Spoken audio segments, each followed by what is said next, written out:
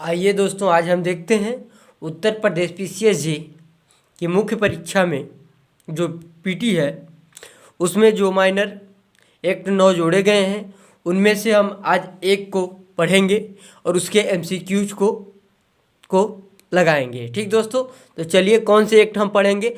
महिलाओं का अशिष्ट रूपण प्रतिषेध अधिनियम 1986।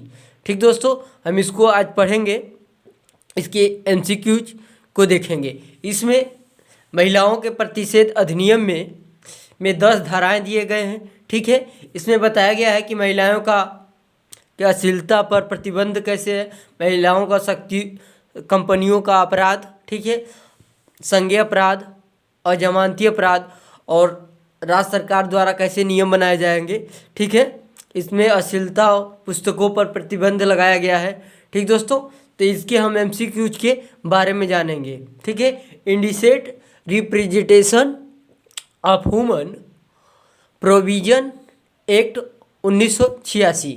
ठीक दोस्तों, तो इसके चलते हम एमसीक्यूज को, ठीक है, एक एक करके पढ़ते हैं। ठीक दोस्तों, चलिए हम एक एक एमसीक्यूज को पढ़ते हैं। ठीक है, महिलाओं का अशिष्ट रूपण प्रतिषेध अधिनियम 1986 कब से प्रवर्तनी में है। ठीक दोस्तों, ऑप्शन इसका है 2 अक्टूबर 1986, दूसरा ऑप्शन है 2 अक्टूबर 1987, तीसरा ऑप्शन है 10 अक्टूबर 1987 और चौथा ऑप्शन है 5 जनवरी 1988। ठीक है दोस्तों, तो इसमें से ऑप्शन बी इसका सही है। ऑप्शन इसका बी सही है। ठीक दोस्तों, 2 अक्टूबर 1987 में महिलाओं का अशिष्ट प्रतिषेध अधिनियम 1986 में परिवर्तन में हुआ। ठीक दोस्तों, हम दूसरा क्वेश्चन देखते हैं। विज्ञापन के अंतर्गत आता है, ठीक दोस्तों, विज्ञापन के अंतर्गत आता है रेपल लेबिट ध्वनि के माध्यम से किया गया दृश्य रूपण या उपयुक्त सभी। तो विज्ञापन के अंतर्गत सभी आता है। ठीक दोस्तों, इसका ऑप्शन डी सही है। तीसरा क्वेश्चन हम देखते हैं दोस्तों। ठीक है, महिलाओं का अशिष्ट रूपण के अंतर्गत आते हैं। ठीक है, ऑप्शन इसका है स्त्री के शरीर का अशिष्ट रूपण में वर्ण, दूसरा ऑप्शन है इसका स्त्री के रूप का अशिष्ट रूपण में वर्ण और तीसरा इसका ऑप्शन है स्त्री का अशिष्ट रूपण में वर्ण या उपयुक्त में से सभी। तो महिलाओं का अशिष्ट रूपण के अंतर्गत आते हैं ये सभी। ठीक दोस्तों, तो इसका ऑप्शन डी सही है। ऑप्शन चौथा पे आते हैं। ठीक है, चौथे क्वेश्चन पे आते हैं। स्त्री की आकृति, शरीर एवं उसके किसी अंग का चित्रण अशिष्ट रूप कहा जाएगा जिसका प्रभाव।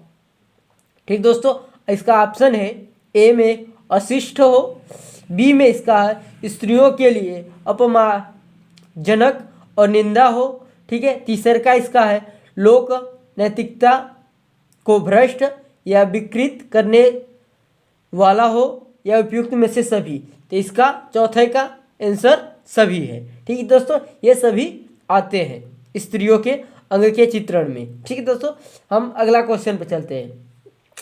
महिलाओं का अशिष्ट रूपण करने वाले विज्ञापनों के प्रकाशनों पर निम्न में से कौन सी धारा रोक लगाती है। ठीक दोस्तों, इसका ऑप्शन है ए में सेक्शन 5, बी में सेक्शन 4, सी में सेक्शन 3 और डी में सेक्शन 2।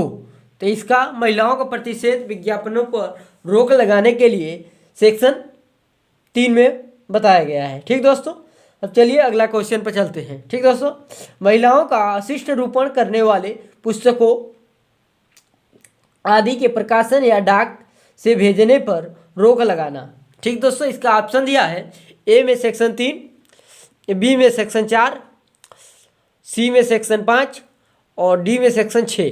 ठीक दोस्तों, डाक और या प्रकाशन पर रोकने के लिए सेक्शन 4 में वर्णन किया गया है। ठीक दोस्तों, अगला क्वेश्चन पर चलते हैं। निम्नलिखित महिलाओं का अशिष्ट रूपण के लिए के अंतर्गत नहीं आता है। ठीक दोस्तों, तो हम देखेंगे कौन सा नहीं आता है वशिष्ठ रूपण में। पुस्तक का प्रकाशन लोकहित के उद्देश्य से, ठीक दोस्तों, पुस्तक धार्मिक प्रयोजनों के रखी गई हो, ठीक है, कोई फिल्म या उपयुक्त सभी। तो ये महिलाओं का अस्पष्ट रूपक ये सभी आते हैं, ठीक है, ये क्योंकि महिलाओं के उद्देश्य के लिए ये अच्छा ही है, इसीलिए इसमें सभी आते हैं। अगले क्वेश्चन पर हम चलते हैं। ठीक दोस्तों, निम्नलिखित में से क्या महिलाओं का अशिष्ट रूपण के अंतर्गत है? ठीक दोस्तों, ऑप्शन में प्राचीन संस्मारक पर उत्कृष्ट मूर्ति, मंदिर में रखी गई मूर्ति। तीसरा ऑप्शन है ए एवं बी दोनों। चौथा ऑप्शन है उपयुक्त में से कोई नहीं। तो दोस्तों इसका महिलाओं का अशिष्ट रूपण के अंतर्गत ए और बी दोनों आते हैं। ठीक दोस्तों, चलिए अगला क्वेश्चन हम देखते हैं। अधिनियम का उल्लंघन करने वाले स्थान पर प्रवेश एवं तलाशी लेने की शक्ति किसे प्राप्त है? ठीक दोस्तों, तो इसमें है राज्य सरकार को।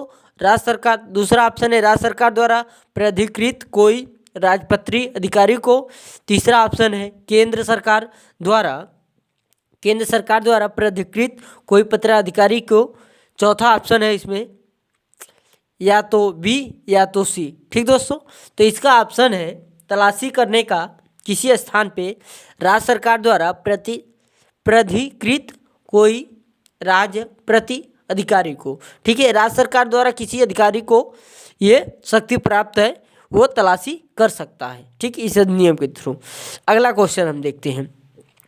राज्य सरकार द्वारा प्राधिकृत कोई राजपत्रित प्राधिकारी किसी स्थान की तलाशी या अश्लील विज्ञापन का पुस्तक को अधिकृत करने की शक्ति निम्न में से किस धारा के अंतर्गत है?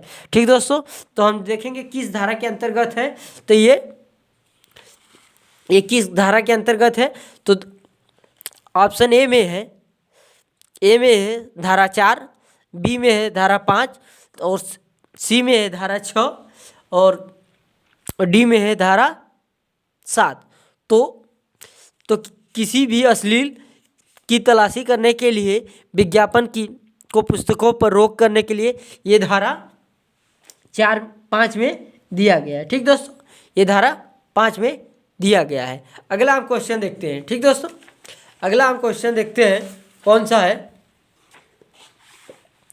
अगला क्वेश्चन है अधिनियम की धारा 5 के अंतर्गत प्राधिकृत राजपत्रित अधिकारी किसी प्राइवेट निवास गृह की तलाशी या प्रवेश कर सकता है? ठीक है दोस्तों, ऑप्शन है बिना वारंट के। दूसरा ऑप्शन है वारंट लेकर। तीसरा ऑप्शन है परिस्थिति पर निर्भर करता है। चौथा ऑप्शन है या तो बी या तो सी। ठीक दोस्तों, धारा 5 के अंतर्गत अधिकारी वारंट लेकर घर की तलाशी कर सकता है। ठीक दोस्तों, घर की तलाशी कर सकता है, प्राइवेट हो या सरकारी हो। ठीक दोस्तों, अगला क्वेश्चन देखते हैं। धारा 5 के अंतर्गत प्राधिकृत राजपत्रित अधिकारी अभिगृहित वस्तु के बारे में सूचना या यथासंभव शीघ्र किसे देगा?